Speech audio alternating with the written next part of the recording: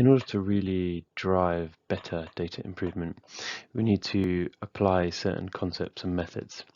There are two concepts that we are going to introduce in today's video, data repair and data prevention.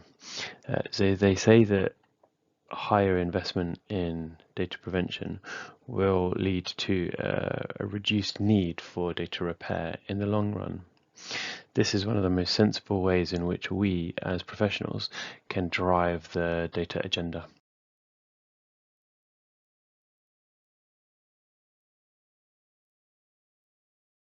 So there are 5 key concepts that we need to take into consideration when we're driving data repair or data prevention.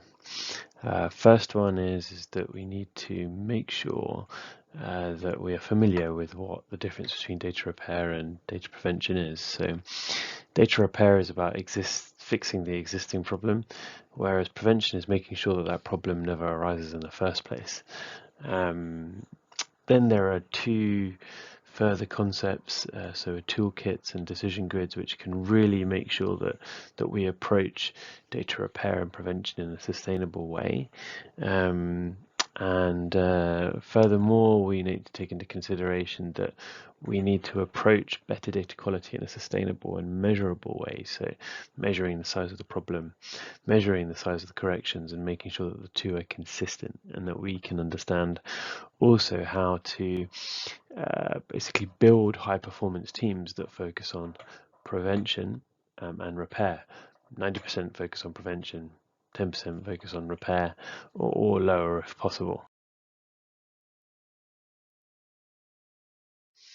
One of the best ways to actually drive better data improvement is to acknowledge that this cannot be done big bang. It cannot be done all at once. We cannot take a data set and fully cleanse it. It's likely to require iteration, likely to require decomposition, very much similar to what's required as a part of Agile, which is why we believe that the Scrum Master role and some of the Agile concepts, ceremonies, and team processes are the best ways in which to drive better data repair and prevention. In addition, there are some benefits of really leveraging some of the concepts and key processes that are expected from data quality improvement, such as an emphasis on a very rigid and rigorous data scope and profiling and measurement, problem definition, and then really targeting those levers for data prevention such that the repair can remain to be a one-off and kind of small effort.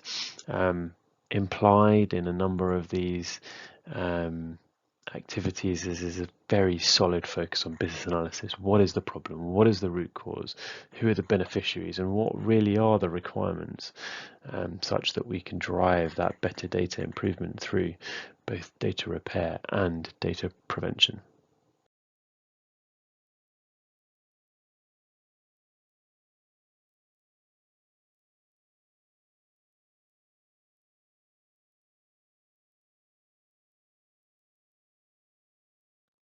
For me, one of the most important things that we need to be aware of is that Agile seems to have a very strong focus on getting working software. Now, I think that in a data-aware enterprise where data is an asset, I actually think you need to make sure that Agile delivers something with working software and working data.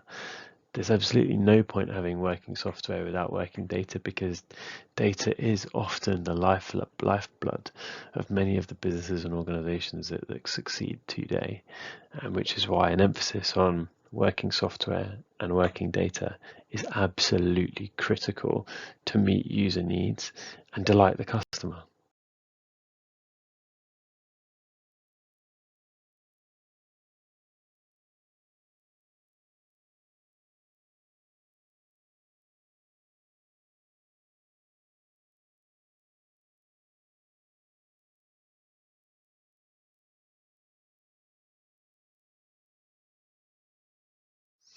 There are a couple of things that we need to take into consideration also as we look to apply data repair and data prevention to Agile deliveries, such that we can get that kind of working data to supplement the working software.